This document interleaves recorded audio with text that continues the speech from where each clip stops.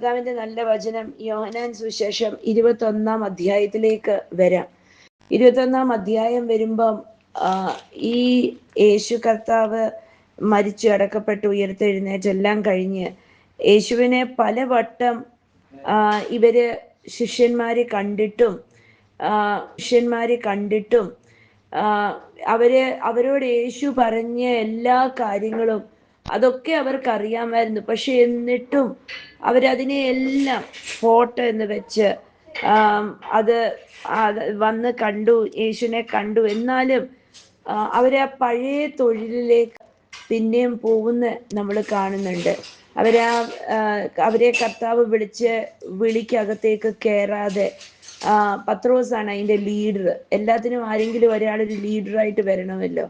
അപ്പം പത്രോസ് ലീഡറായിട്ട് നിന്നിട്ട് പറയുന്നുണ്ട്, ഞാൻ മീൻ പിടിക്കാൻ പോകുക എന്ന് പറഞ്ഞ് പോകുന്നിടത്ത് ബാക്കിയുള്ളവരെല്ലാവരും ഞങ്ങളും വരുക എന്ന് പറഞ്ഞ് പോകുന്നു. അപ്പൊ നമ്മളിവിടെ നോക്കുമ്പോൾ അവരുടെ നിരാശപ്പെട്ട ഒരു അവസ്ഥയാണ് നമുക്ക് അവരെ കാണുന്നത്.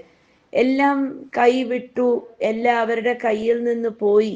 ഇനി അവർക്ക് വേറെ ഒരു മാർഗമില്ല. അവർ വിശ്വസിച്ചതെല്ലാം പൊളിഞ്ഞുപോയി എന്നുള്ള ആ ഒരു അവസ്ഥയിലാണ് അവർ നിൽക്കുന്നത്.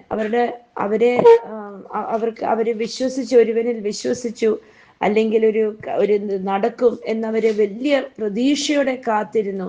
പക്ഷെ കാത്തിരുന്നതേ ഉള്ളൂ, അവർക്കൊന്നും അത് നടന്നില്ല. അവരെല്ലാം അവരുടെ കയ്യിൽ നിന്നെല്ലാം വിട്ടുപോയി. അത് കാരണം പത്രോസ് പറയുന്നത്, ഞാൻ മീൻ പിടിക്കാൻ പോകുക. അവർക്ക് വേറെ ഒരു മാർഗമില്ല. അവരുടെ മേശയിൽ ഭക്ഷണം വെക്കണമെങ്കിൽ അവർക്ക് ഒരു രക്ഷയുമില്ല. അവർക്ക് ഇനി എന്ത് ചെയ്യണമെന്ന് അറിയത്തില്ല. പക്ഷെ നമ്മൾ കാണുന്ന അവർ പിന്നെ ആ പഴയ തൊഴിലിലേക്ക് അവര് പോകുന്നു. നമുക്ക് അവരെ കുറ്റം പറയാനും പറ്റില്ല, ഒന്നും ചെയ്യാൻ പറ്റില്ല. അപ്പൊ നമുക്ക് പക്ഷെ ഇവിടെ ഒരു ചിന്ത വരും അല്ലേ, 3.5 വർഷക്കാലം യേശുവിന്റെ കൂടെ നടന്നിട്ട് ഇവരെന്തുവാ പിന്നെ പഠിച്ചത് അല്ലേ?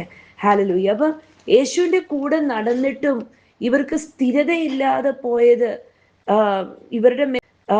ഇവരുടെ മേൽ പരിശുദ്ധാത്മാവ് വന്നിട്ടില്ലായിരുന്നു. ഇവരെ സ്ഥിരതയുള്ള ആത്മാവ് വന്നാലേ ഇവരെ സ്ഥിരത ഉള്ളവരാക്കി തീർക്കാൻ പറ്റത്തുള്ളൂ. അതാ നമ്മൾ ഇവരെ തന്നെ വീണ്ടും നമ്മൾ അപ്പോസ്തല പ്രവൃത്തിക്കകത്ത് കാണുമ്പം എത്ര പ്രതികൂലം വന്നിട്ടും അവര് മാറിപ്പോകാതെ അവര് ഉറച്ച്, ഹല്ലേലൂയ. അപ്പൊ പരിശുദ്ധാത്മാവ് വരുന്നതിന് മുമ്പ് അത് ചെയ്യണോ ഇത് ചെയ്യണോ എന്നുള്ള കൺഫ്യൂഷനില് അവര് ആ പഴയതിനകത്തേക്ക് പോയി. അവിടെ എല്ലാം പോയി നമ്മൾ കാണുന്നു, യേശു കർത്താവ് അവർക്ക് വേണ്ടി കരുതുന്നു. എന്നിട്ടും യേശുവിന്റെ ആ സ്നേഹം, അവർക്ക് ഭക്ഷണം കൊടുക്കുന്നു. അവര് ഹല്ലേലൂയ ആവശ്യം, അല്ലെങ്കിൽ അവരുടെ അന്നേരത്തെ ആ വിശപ്പിന്റെ ആവശ്യമെല്ലാം നടത്തി കൊടുത്തതെല്ലാം ചെയ്യുന്നു. ഇനിയാണ് ഇതിനകത്ത് നമ്മൾ ചിന്തിക്കാൻ പോകുന്ന കുറച്ചൊരു ഭാഗങ്ങൾ, അതിന്റെ 15 തൊട്ട് 18 വരെയുള്ള വാക്യങ്ങള്. 15-ാം വാക്യം, ഇവരുടെ വയറെല്ലാം നിറഞ്ഞു, ആഹാരമെല്ലാം കഴിച്ചു. എല്ലാം കഴിഞ്ഞപ്പം യേശു കർത്താവ് ശിമോൻ പത്രോസിനോട് ചോദിക്കുന്ന 3 ചോദ്യങ്ങളുണ്ട് അവിടെ. അപ്പൊ 3 ചോദ്യങ്ങള്, അതിന്റെ ഇന്റൻസിറ്റി അല്ലെങ്കിൽ അതിന്റെ ആഴം ഓരോ ചോദ്യത്തിലും മാറിക്കൊണ്ടിരിക്കുക. നമ്മള് അതിന്റെ ആ 15-ാം വാക്യത്തിനകത്ത് ശിമോൻ പത്രോസിനോട് യേശു ഇങ്ങനെയാ ചോദിക്കുന്നത്, Simon son of John, do you love me more than these? മലയാളത്തിൽ വായിക്കുമ്പോൾ, നമ്മൾ പല ഇംഗ്ലീഷ് ട്രാൻസ്ലേഷനിലും വായിക്കുമ്പോൾ, നീ എന്നെ ഇവരിലധികം സ്നേഹിക്കുന്നു എന്നേ ചോദിക്കുന്നുള്ളൂ. പക്ഷെ നമ്മൾ അതിന്റെ ശരിക്കും നമ്മൾ നോക്കിയാൽ പുതിയ ഭാഷയിൽ എഴുതിയതാ. ഒരു ദിവസം കൊണ്ടൊന്നും എഴുതിയതല്ല. പല ആൾക്കാര് പല സ്ഥലങ്ങളില് വെച്ച് പല കാലഘട്ടങ്ങളില് ദൈവത്തിന്റെ പരിശുദ്ധാത്മാവ് അവരെ പ്രേരിപ്പിച്ചിട്ട്, എന്തിനാ ദൈവം പ്രേരിപ്പിച്ചത്? ദൈവത്തിന്റെ ഈ വചനം ഒരിക്കലും ആരും അറിയാതെ ഇരിക്കല്ലേ, എല്ലാവരും അറിയണം. അതിനുവേണ്ടിയാണ് ദൈവാത്മാവ് ഇവരെയൊക്കെ പ്രേരിപ്പിച്ച് ഓരോ കാലഘട്ടങ്ങളില് ഓരോരുത്തരെ എഴുന്നേൽപ്പിച്ചത് വചനങ്ങളൊക്കെ എഴുതി വെച്ചത്. പലവര് കേട്ടതിൽ നിന്നും കണ്ടതിൽ നിന്നും. ഇത് നമുക്ക് യോഹന്നാന്റെ അറിയാം. യോഹന്നാൻ കണ്ടും കേട്ടും എഴുതിയതായതല്ല. ഇത് വേറെ ഇതിനകത്തൊരു തുള്ളി മാറ്റമില്ല എന്ന് നമുക്കറിയാം. പക്ഷെ ദൈവം എത്ര അത്ഭുതമാണ് ചെയ്തിരിക്കുന്നത് അല്ലേ? പഴയ ഗ്രീക്ക് ഭാഷയിൽ തന്നെ ഈ ബൈബിള് കിടന്നിരുന്നെങ്കിൽ നമ്മൾ ആരും യേശുവിനെ അറിയാൻ പോലും പോകുന്നില്ല, ഒരു ബന്ധം പോലും ഉണ്ടാവത്തില്ല. പക്ഷെ ദൈവത്തിന്റെ ആൾക്കാരുടെ ഉള്ളിനകത്ത് ആ ഒരു ചിന്തയിട്ട് കൊടുത്തിട്ടാണ്, നമ്മൾക്കറിയാം ഗൂട്ടൻബർഗ് ബൈബിൾ ഉണ്ടാക്കി. പക്ഷെ അത് കഴിഞ്ഞ് എത്രയോ ആൾക്കാരുടെ ഹൃദയങ്ങൾക്കകത്ത് ദൈവത്തിന്റെ പരിശുദ്ധാത്മാവ് ആലോചന ഇട്ട് കൊടുത്തത് കൊണ്ടാണ് ഈ ഗ്രീക്ക് ഭാഷയിൽ കിടന്ന ബൈബിള് ലോകത്ത് ഇറങ്ങിയിരിക്കുന്നത്, അല്ലെ? നമ്മൾ ദൈവത്തിന് അതിന് സ്തോത്രം പറയണം. ഇതൊരു ഉറപ്പാണ്. ഈ വിശ്വാസം സത്യമായിട്ടുള്ള വിശ്വാസമാ. ഇതിനകത്ത് ഒരു കള്ളത്തരവും ഇല്ല, മാറ്റവും ഇല്ല. എന്ന് വെച്ചാൽ ദൈവത്തിന്റെ പരിശുദ്ധാത്മാവിന് ആൾക്കാരെ പല കാലഘട്ടങ്ങളിൽ എഴുന്നേൽപ്പിച്ച് അവരുടെ ഉള്ളില് ഈ ചിന്തയിട്ടൊരു ബേർഡൻ ഇട്ട് കൊടുത്തില്ലായിരുന്നുവെങ്കിൽ നമ്മൾ ഈ വായിക്കുന്ന ബൈബിള് ഇംഗ്ലീഷിലും മലയാളത്തിലും പല ഭാഷകളിലും ഇന്ന് നമ്മൾ കാണത്തില്ലായിരുന്നു. സ്തോത്രം. ഇന്ന് ലോകത്തിലേക്കും ഏറ്റവും അധികം ട്രാൻസ്ലേറ്റ് ചെയ്യപ്പെടുന്ന ഒരു ബുക്ക് ഉണ്ടെങ്കിൽ ബൈബിളാണ്.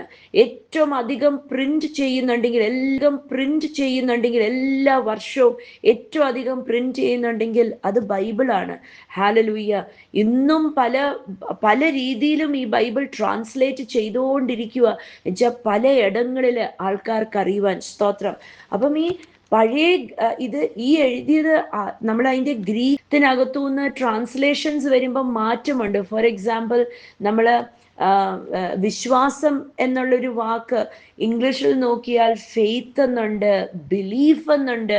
ഇംഗ്ലീഷിൽ അതിന് പല പല അർത്ഥങ്ങളിൽ വരും.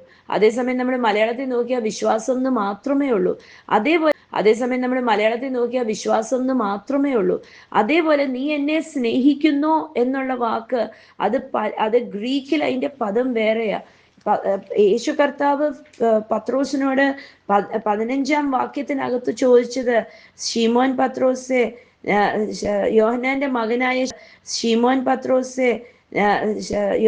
മകനായ ശീമോനെ, നിന്റെ അകത്ത് എന്നോട് അഗാപ്പേ സ്നേഹമുണ്ടോ എന്നാ ചോദിച്ചത്. അഗാപ്പേ എന്നായിരുന്നു. എന്ന് പറഞ്ഞാൽ നീ എനിക്ക് വേണ്ടി നിന്റെ ഉള്ളം കത്തുന്നുണ്ടോ? എന്നോടുള്ള സ്നേഹം കൊണ്ട് നിന്റെ ഉള്ളം കത്തുന്നുണ്ടോ? ഹല്ലേലൂയ. മീനിനെക്കാട്ടിലും, മീൻ വലയെക്കാട്ടിലും, ഈ ലോകത്ത് കാണുന്ന സകല പൊസഷൻസിനെക്കാട്ടിലും നിനക്ക് എന്നോടൊരു ആഴമേറിയ കത്തുന്ന സ്നേഹമുണ്ടോ? ഹല്ലേലൂയ. എന്തിനായിരിക്കും യേശു കർത്താവ് അത് ചോദിച്ചത്? എന്നുവെച്ചാൽ നിമിഷ നേരം കൊണ്ട് ഒന്നും നടക്കാത്തപ്പം മീൻ പിടിക്കാനായിട്ട് പോയി എന്ന് പറഞ്ഞാൽ അഗാപ്പെ എന്ന് വരുമ്പോൾ, അഗാപ്പയാണ് ഗ്രീക്കിന്റെ ആ ഭാഷ. എന്ന് പറഞ്ഞാൽ എന്നെ തന്നെ മറന്നു കളയുന്ന ഒരു സ്നേഹം ഉണ്ടോ എന്ന് വെച്ചാൽ പത്രോസിനെ തന്നെ മറന്നു കളയുന്ന വണ്ണം ഒരു സ്നേഹം പത്രോസിന് യേശുവിനോട് അനുഭവിക്കാൻ സാധിക്കുന്നുണ്ടോ? അതാ സാഹചര്യത്തിനെക്കാട്ടിലും വലിയൊരു സ്നേഹം നമ്മൾക്കകത്ത് യേശുവിനോട് നമ്മുടെ ഉള്ളം കത്തുന്നുണ്ടോ? നമ്മൾ യേശുവിന്റെ പിന്നാലെ പോകുന്നത്, യേശു എനിക്ക് ജോലി തരും, ഞാൻ പ്രാർത്ഥിച്ചാൽ എൻ്റെ ജീവിതം നേരെയാക്കും, ഞാൻ പ്രാർത്ഥിച്ചാൽ എൻ്റെ മക്കളെ നേരെയാക്കും, ഇങ്ങനെ കുറെ കാര്യങ്ങൾ നേരെയാക്കുമെന്ന് പ്രതീക്ഷിച്ചാണോ യേശുവിന്റെ പിന്നാലെ പോകുന്നത്? ഹല്ലേലൂയ. അങ്ങനെ എവിടെയെങ്കിലുമൊക്കെ ചിന്തകളുണ്ടെങ്കിൽ ആ ചിന്തയിൽ നിന്നും നമ്മൾ വളരണം. ഹല്ലേലൂയ.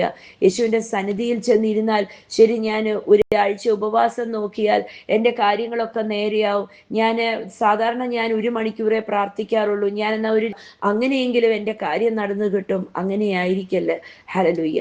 ഇതെല്ലാം മതിമറന്ന്, ഉണ്ടെങ്കിലും കൊള്ളാം ഇല്ലെങ്കിലും കൊള്ളാം, എൻ്റെ ഉള്ളം കത്തുന്ന ഒരു സ്നേഹം കൊണ്ട്, ഹല്ലെ, നിനക്ക് എന്നെ സ്നേഹിക്കാമോ പത്രോസേ എന്നാ യേശു അവിടെ ചോദിച്ചത്. ഹല്ലേലൂയ. യേശു പത്രോസിനോട് ചോദിക്കാൻ കാരണമുണ്ട്. ഒന്നല്ല, 3 തവണ യേശുവിനെ തള്ളിക്കളഞ്ഞു, അല്ലേ? യേശുവിനെ തള്ളിക്കളഞ്ഞപ്പം യേശുവിനോട് പത്രോസിനോട് പല ചോദ്യങ്ങൾ ചോദിച്ചാണ് ഇവര് യേശുവിനെ ഈ പത്രോസ് തള്ളിക്കളയാനായിട്ട് ഇടയായത്. ആദ്യം ഇങ്ങനെ ചൂടൊക്കെ വാങ്ങി ഇങ്ങനെ നിൽക്കുമ്പോൾ ഒരു കൊച്ചൊരു പെണ്ണ് പറഞ്ഞു, ഇവൻ അവരുടെ കൂടെ ഉള്ളതല്ലേ, ഗലീലിയക്കാരനല്ലേ? അപ്പൊ അവളോട് അല്ല എന്ന് പറഞ്ഞ് പിന്നെ പത്രോസ് പ്രാകുന്നത് നമുക്ക് കാണാൻ ഇടയാകുന്നുണ്ട്. അപ്പൊ ഒന്നല്ല, 3 തവണ പത്രോസിനെ യഥാസ്ഥാനപ്പെടുത്തുക യേശു. ഹല്ലേലൂയ. ഓരോ തവണ പത്രോസ് യേശുവിനെ തള്ളിക്കളഞ്ഞതിന്, യേശുവിൽ നിന്ന് അകന്നു പോയതിന്, യേശു പത്രോസിനെ ഓരോ ചോദ്യത്തിൽ, നീ എന്നെ സ്നേഹിക്കുന്നുണ്ടോ പത്രോസെ എന്ന് ചോദിച്ച് ആ പത്രോസിനെ റെസ്റ്റോർ ചെയ്യുമായിരുന്നു. യേശു കർത്താവ് പത്രോസിന്റെ പാപത്തിനെ അകറ്റി മാറ്റി പത്രോസിനെ വീണ്ടും സ്ഥാനത്തേക്ക് എത്തിക്കുമായിരുന്നു. തൻ്റെ ആ പഴയ ആ അടുപ്പത്തിലേക്ക്, യോജിപ്പിലേക്ക്, സ്നേഹത്തിലേക്ക്, ഗ്ലോറിയിലേക്ക് പത്രോസ് നിന്റെ അകത്ത് പത്രോസെ ഇതിനോടൊക്കെ ഇതിനെ ഒന്നും നോക്കാതെ നിന്റെ ഉള്ളില് നിന്നെ തന്നെ സമർപ്പിച്ച് നിന്നെ തന്നെ ഒരു യാഗ അർപ്പണമാക്കി, ഹല്ലേലൂയ, നിനക്ക് ഒരു കത്തുന്ന ആഴത്തിലുള്ള ഒരു സ്നേഹം നിനക്ക് എന്നോടുണ്ടോ? അപ്പൊ യേശു ശരിക്കും ഗ്രീക്കിൽ ഉപയോഗിച്ച പദം അവിടെ അഗാപ്പെ എന്ന. ഹല്ലേലൂയ. അപ്പം പത്രോസ് പറയുവാണ്, അതെ, ഞാൻ നിന്നെ സ്നേഹിക്കുന്നു. അപ്പൊ യേശു അവിടെ പറയുന്നത്, നമ്മൾ ഓരോ തവണ വ്യത്യാസമുണ്ട്. യേശു എന്താ അവിടെ പറയുന്നത്?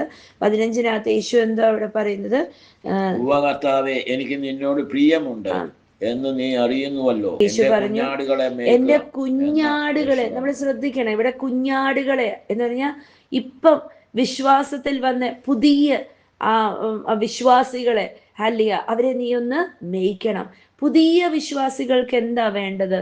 പുതിയ വിശ്വാസികൾക്ക് അത്ഭുതങ്ങളാണ് കാണേണ്ടത്, അവർക്ക് ജീവിതങ്ങളാണ് കാണേണ്ടത്, അവർക്ക് ജീവിതത്തിനകത്ത് വിടുതൽ കാണണം, അവർക്ക് വേഗ രോഗസൗഖ്യം കാണണം, അവരുടെ സാമ്പത്തിക ബുദ്ധിമുട്ട് മാറിപ്പോകുന്നത് കാണണം. അവർ വിശ്വാസത്തിൽ നിൽക്കണമെങ്കിൽ അവർക്ക് വേണ്ടി പ്രാർത്ഥിക്കണം, അവരെ കൈ പിടിച്ച് വിശ്വാസത്തിൽ നടത്തണം. ഓരോ സ്റ്റെപ്പിലും അവർക്ക് വേണ്ടി പ്രാർത്ഥിച്ച് ബലപ്പെടുത്തി അവരെ അത്ഭുതങ്ങളും അടയാളങ്ങളും കണ്ടാലേ അവര് ഉറയ്ക്കത്തുള്ളൂ. അവർക്ക് ലഘുവായ ഭക്ഷണം വേണം, വചനം വെറും ലൈറ്റായിട്ട് വേണം. യേശു രക്ഷിക്കുന്നവനാ, യേശു സ്നേഹിക്കുന്നവനാ, യേശു വിടുവിക്കുന്നവനാ എന്നൊക്കെ അവർക്ക് ഉറപ്പിച്ച് അവർക്കത് അപ്പൊ യേശു പത്രോസിനോട് പറയാ, നീ എൻ്റെ കുഞ്ഞാടുകളെ മേയ്ക്ക്, ഫീഡ് മൈ ലാംസ്. ഹല്ലേലൂയ. വിശ്വാസത്തിൽ തുടക്കമുള്ളവര്. 16 വാക്യത്തിൽ വീണ്ടും യേശു കർത്താവ് ചോദിക്കുക, ഹല്ലേലൂയ, ശിമോനെ, നീ എന്നെ ഇവയിലൊക്കെ സ്നേഹിക്കുന്നുണ്ടോ? ഹല്ലേലൂയ. സ്നേഹിക്കുന്നുണ്ടോ? ഹല്ലേലൂയ. വീണ്ടും പത്രോസിനെ തന്നെ ഫോക്കസ് ചെയ്ത്, ഇപ്പം മീൻ വലയോ കൂട്ടുകാരെയോ ഒന്നും അല്ല ഫോക്കസ് ചെയ്യുന്നത്. 15 വാക്യത്തിൽ ചോദിച്ചു, ഇവയെക്കാട്ടിലുമൊക്കെ നീ എന്നെ സ്നേഹിക്കുന്നുണ്ടോ? പക്ഷെ 16 വാക്യത്തിൽ വന്നപ്പം ഇവയെക്കാട്ടിലൊന്നും ചോദിക്കുന്നില്ല. ഇനി അവിടെ നിൽക്കട്ടെ, ഇനി നിന്നോട് ഞാനൊന്ന് ചോദിക്കട്ടെ, നിനക്ക് എല്ലാം മതിമറന്ന് എന്നെ സ്നേഹിക്കാൻ പറ്റും? ഈ ലോകത്ത് നിനക്കൊന്നും കിട്ടിയില്ലെങ്കിലും നിനക്ക് എന്നെ സ്നേഹിക്കാൻ പറ്റും? ഇപ്പം പത്രോസിനോട് മാത്രം ഫോക്കസാ. 15 വാക്യത്തിനകത്ത് പല കാര്യങ്ങളിൽ നിന്നും വ്യത്യസ്തമായ ഒരു സ്നേഹമാണ് ചോദിക്കുന്നത്. 16 വാക്യത്തിൽ വന്നപ്പം പത്രോസിനെ മാത്രം ഫോക്കസ് ചെയ്യുന്നു. നമ്മളെയും ഫോക്കസ് ചെയ്യുക ദൈവം. നമ്മളിതിന്ന് കേൾക്കുമ്പോൾ നമ്മളോടുമായി ഈ ചോദ്യം പത്രോസിനോട് ചോദിച്ചതുപോലെ തന്നെ ചോദിക്കുക, നീ എന്നെ സ്നേഹിക്കുന്നുണ്ടോ? വീണ്ടും അവിടെ പദം അഗാപ്പയ എന്ന് വെച്ചാൽ നിന്നെ മറന്ന്, നിന്റെ ജീവനെ മറന്ന്, നിന്റെ സുഖങ്ങളെ മറന്ന്, നിന്റെ ഉറക്കം, നിന്റെ പണം, നിന്റെ എല്ലാം മറന്ന്, നീ എന്ന വ്യക്തി ഉണ്ടെന്ന് പോലും മതിമറന്ന് നിനക്ക് എന്നെ സ്നേഹിക്കാൻ പറ്റുമോ? അതാ പൗലോസ് അപ്പോസ്തലൻ പറഞ്ഞേ, ഇനി ഞാനല്ല, ക്രിസ്തു അത്രേ എന്നിലൂടെ ജീവിക്കുന്നു. ഇനി ഞാനില്ല, എൻ്റെ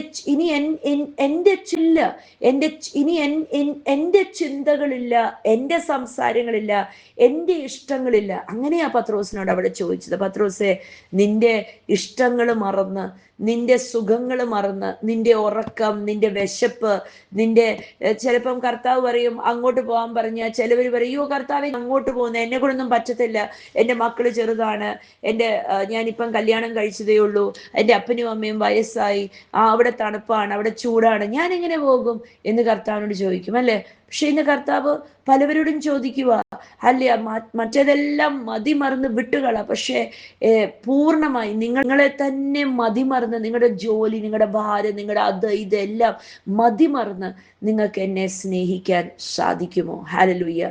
പലപ്പോഴും ജീവൻ മരണ ചോദ്യമാതല്ലേ? ഹല്ലേലൂയ. യേശുവിനെ സ്നേഹിക്കാൻ പറ്റുമോ? വീട്ടിനകത്ത് പ്രതിസന്ധികൾ ഉയർന്നാലും യേശുവിനെ സ്നേഹിക്കാൻ പറ്റുമോ? യേശുവിനെ സ്നേഹിക്കാൻ പറ്റുമോ?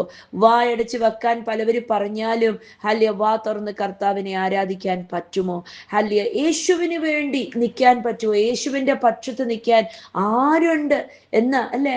അപ്പൊ യെരമ്യ പറയുന്നുണ്ട്, ഞാനുണ്ട്, ഞാൻ പോകാം അല്ലെ? യെശയ്യാവ് പറയുന്നുണ്ട് അല്ലെ, ഞാൻ പോകാം എന്ന് പറയുന്നുണ്ട്.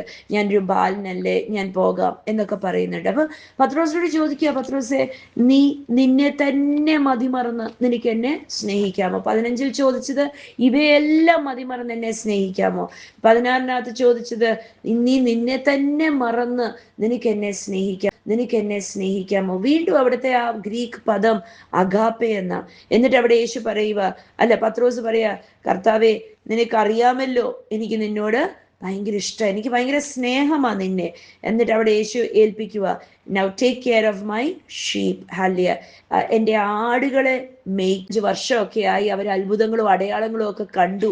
എന്നിട്ട് ഇപ്പൊ അവരുടെ പ്രാർത്ഥനയൊക്കെ സ്റ്റക്കായി അവിടെ കിടക്കുക. ആദ്യം വന്ന കാലഘട്ടത്തിലൊക്കെ വലിയ അത്ഭുതങ്ങൾ വേഗം വേഗം വേഗം ഇങ്ങ് കണ്ടു. പക്ഷെ ഇതേ ഇപ്പം അത്ഭുതങ്ങളൊന്നും നടക്കുന്നില്ല. ചില ആടുകളുണ്ട് അല്ലെ, അവര് പ്രാർത്ഥിച്ചിട്ടൊന്നും വേഗത്തിൽ മറുപടി കിട്ടുന്നില്ല.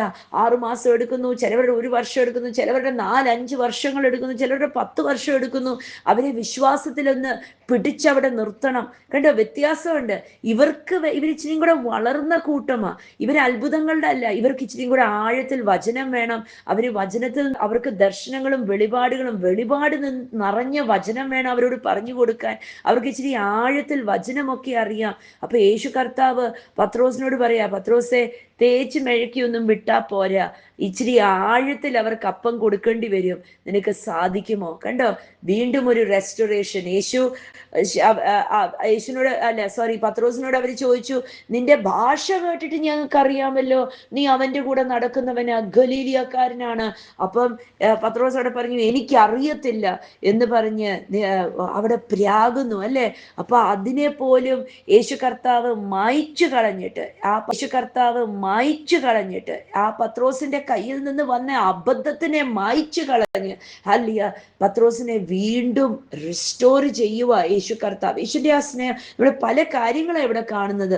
ഹല്ലിയ ദൗത്യമേൽപ്പിക്കുന്നു, പത്രോസിനകത്ത് മനസ്സാന്തരം ഉണ്ടാവുന്നു, പത്രോസിനെ യേശു കർത്താവ് യഥാസ്ഥാനപ്പെടുത്തുന്നു, തൻ്റെ പോയ ഗ്ലോറിക്കകത്തേക്ക് തന്നെ മടക്കിക്കൊണ്ടിരുന്നു. ഹല്ലേലൂയ, സ്തോത്രം, കർത്താവിന് മഹത്വം. 3-ാമത്തെ തവണയും പത്രോസിന് ചോദിക്കുക 17-ാം വാക്യത്തിനകത്ത്, Simon son of John, do you love me? ഇവിടെ ചോദിക്കുന്നത് ഹല്ലേലൂയ അഗാപ്പെ എന്നല്ല. ഇവിടെ ചോദിക്കുന്ന ഒരു സഹോദര സ്നേഹത്തിൽ ഉള്ള, അവിടെ ആ ഗ്രീക്ക് പദം വരുന്ന ഫിലിയോ എന്ന് പറഞ്ഞാൽ സഹോദര സ്നേഹം എന്ന. അപ്പം യേശു അവിടെ ചോദിക്കുക, ഒരു സഹോദരനെ സ്നേഹിക്കുന്ന പോലെ നിനക്ക് എന്നെ സ്നേഹമുണ്ടോ? ഒരു കൂട്ടുകാരൻ സ്നേഹിക്കുന്ന പോലെ നിനക്ക് എന്നോട് സ്നേഹമുണ്ടോ? നീ മറ്റുള്ളവരുടെ മുമ്പിൽ നീ എന്നെ തള്ളിക്കളഞ്ഞില്ലേ? മറ്റുള്ളവരുടെ മുമ്പിൽ നിനക്ക് എന്നെ അറിയത്ത് പോലും ഇല്ല എന്നൊക്കെ പറഞ്ഞില്ലേ? അപ്പൊ ഇനി നിനക്ക് എന്നോടൊരു സഹോദരൻ എന്നുള്ളൊരു സ്നേഹമെങ്കിലും ഉണ്ടോ? ഒരു അവസരം കൊടുക്കുക പത്രോസിന് ഓർമ്മ വന്നിട്ട് പറയുക, ഹല്ലേലൂയ, നിനക്കറിയാമല്ലോ. അവിടെ വാക്യം കിടക്കുക, Peter was hurt that Jesus asked the question a third time. പത്രോസിന് ഉള്ളില് ഭയങ്കര ഒരു നിരാശയുണ്ടായി, വേദനയുണ്ടായി, മുറിവുണ്ടായി. വീണ്ടും യേശു ഇങ്ങനെ ഒരു ചോദ്യം. പക്ഷേ കർത്താവ് ഇങ്ങനെ ചോദിക്കുമായിരിക്കും, നീ എൻ്റെ കൂട്ടുകാരനാണോ, നീ എൻ്റെ കൂട്ടുകാരിയാണോ എന്ന്. പത്രോസിനോട് യേശു അതാ ചോദിച്ചത്, ആയു ഫിലിയോ, നീ എൻ്റെ കൂട്ടുകാരനാണോ? നിനക്ക് എന്നോട് കൂട്ടുകൂടാൻ ഇഷ്ടമുണ്ടോ? മറ്റുള്ളവരുടെ മുമ്പിൽ നീ എന്നെ സ്നേഹിക്കുന്നതാണ് നിന്റെ കൂട്ടുകാരനാ ഞാനെന്ന് ഒന്ന് പരിചയപ്പെടുത്താൻ നിനക്ക് ലജ്ജയുണ്ടോ? അല്ലെ, കൂട്ടുകാരനാണെങ്കിൽ നമ്മൾ പരിചയപ്പെടുത്തും. ഇന്ന് കർത്താവ് നമ്മളോട് ചോദിക്കുക, ഞാൻ നിന്റെ കൂട്ടുകാരനാണെന്ന് നിനക്ക് എന്നെ ഒന്ന് പരിചയപ്പെടുത്താൻ നിനക്ക് ബുദ്ധിമുട്ടുണ്ടോ? അല്ലെ, അതോ നിന്റെ സ്നേഹം രഹസ്യമായിട്ട് നീ ഒതുക്കി ഞാൻ മാത്രം അറിഞ്ഞാൽ മതിയോ, മറ്റുള്ളവരെ അറിഞ്ഞാല് എന്നോട് ഇഷ്ടം തോന്നത്തില്ല, എന്നോട് കൂട്ടുകൂടത്തില്ല, അവരകന്നു പോകും, അവരെന്നെ വഴക്ക് പറയും, അവരെന്നെ പിന്തിരിപ്പിക്കാൻ നോക്കും എന്നൊക്കെ. നമുക്കൊരു നല്ല കൂട്ടുകാരനോ കൂട്ടുകാരിയോ ഉണ്ടെങ്കിൽ നമ്മൾ പരിചയപ്പെടുത്തത്തില്ലേ? തീർച്ചയായിട്ടും നമ്മൾ മറ്റുള്ളവരോട് പറയും ഇന്നടത്താ താമസിക്കുന്നതെന്നൊക്കെ പറയത്തില്ലേ? അതേപോലെ ഇവിടെ കർത്താവ് പത്രോസിനോട് ചോദിക്കുക, നീ എന്നെ മറ്റുള്ളവർക്ക് പരിചയപ്പെടുത്തുമോ? ഹല്ലിയ. നീ എൻ്റെ കൂട്ടുകാരനാണെന്ന് നിനക്ക് പറയാൻ ലജ്ജയുണ്ടോ? ഹല്ലിയ, സ്തോത്രം. പത്രോസിന് അത് മനസ്സിലായി. പത്രോസ് പറയുക, അയ്യോ കർത്താവെ, നിനക്ക് എന്നെ നന്നായിട്ട് അറിയാം, നിനക്ക് എന്നെ കുറിച്ച് എല്ലാം അറിയാം, നിനക്കറിയാമല്ലോ ഞാൻ നിന്നോട് സ്നേഹമുണ്ട്. ഹല്ലിയ. ഈ സ്നേഹം, ഈ കൂട്ടുകാരന്റെ സ്നേഹമാ പത്രോസ് അവിടെ അഭിഷേകം പ്രാപിച്ചു കഴിഞ്ഞപ്പം ഇറങ്ങി നിന്നിട്ട് ഒരു 3000 പേരെ സ്നാനപ്പെടുത്താൻ ഇടയായത് എങ്ങനെയാ? അവർക്ക് പരിചയപ്പെടുത്തി കൊടുത്തു. യേശു എന്ന് പറഞ്ഞ് ഒരു മഹാപുരോഹിതനുണ്ട്, എൻ്റെ കൂട്ടുകാരനാ, ഞാൻ അവൻ്റെ കൂടെ നടന്ന് അനുഭവിച്ചത് അവൻ്റെ സ്നേഹം. കണ്ടോ? പരിചയപ്പെടുത്തി. ഹല്ലിയ. തനിക്ക് ആ സുവിശേഷത്തിനോടുള്ള ആവേശമുണ്ടായി. ഹല്ലേലൂയ. 3 തരമുള്ള ചോദ്യങ്ങള്. ഒന്ന്, യേശു കർത്താവ് ചോദിച്ചു, മറ്റുള്ളതിനെ എല്ലാം മതിമറന്ന് പത്രോസെ നിനക്ക് എന്നെ ആഴത്തിൽ സ്നേഹിക്കാൻ സാധിക്കുന്നുണ്ടോ? 2 ചോദിച്ചു, പത്രോസെ ഇനി നിന്നെ ഞാൻ നോക്കട്ടെ, നിനക്ക് എന്നെ സ്നേഹിക്കാൻ പറ്റുന്നുണ്ടോ?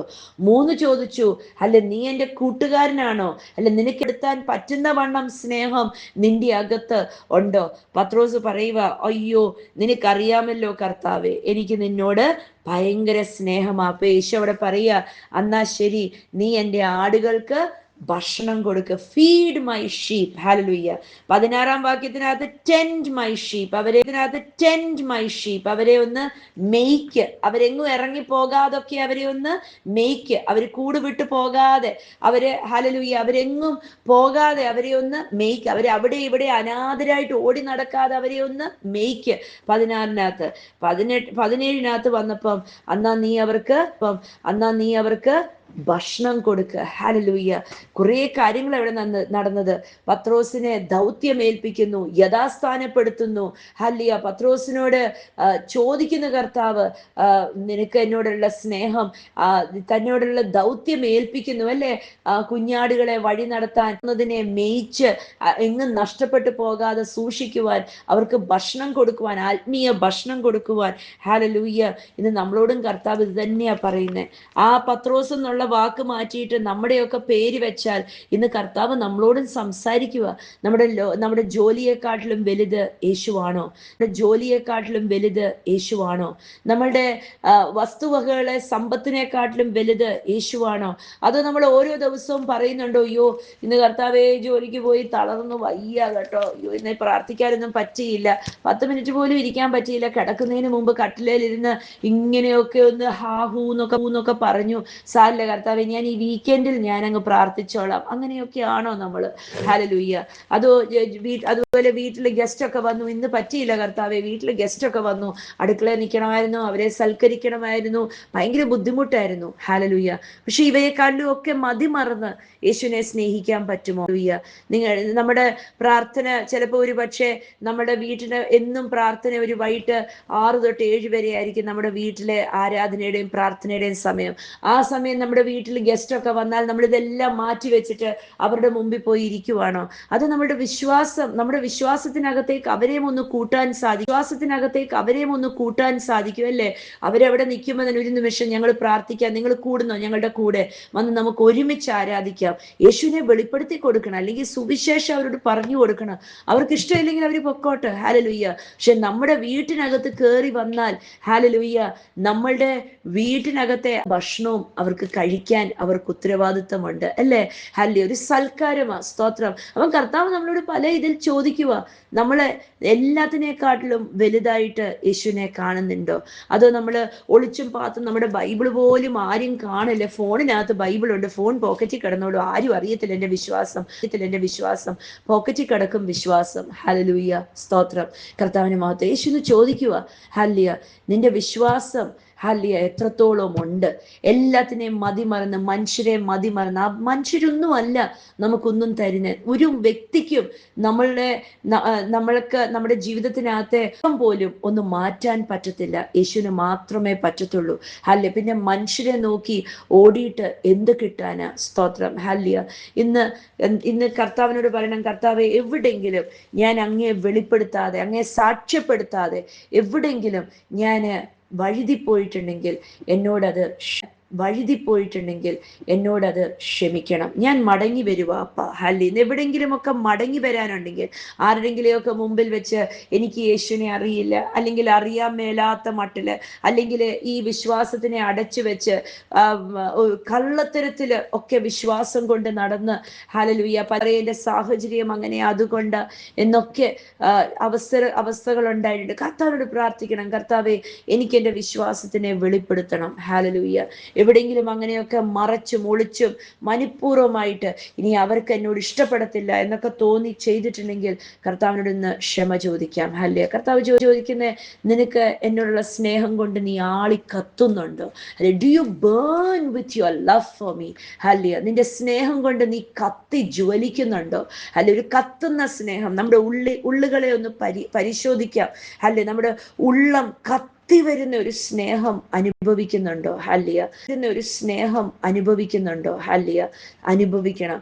കർത്താവ് സഹായിക്കട്ടെ. ആ കത്തുന്ന സ്നേഹം ഒന്ന് അനുഭവിക്കാൻ ഇടയാവട്ടെ.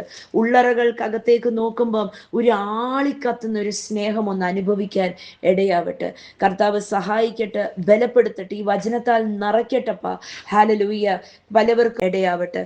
ജോലിയെക്കാട്ടിലും സമ്പത്തിനെക്കാട്ടിലും പല കാര്യങ്ങളെക്കാട്ടിലും യേശു വലുത്.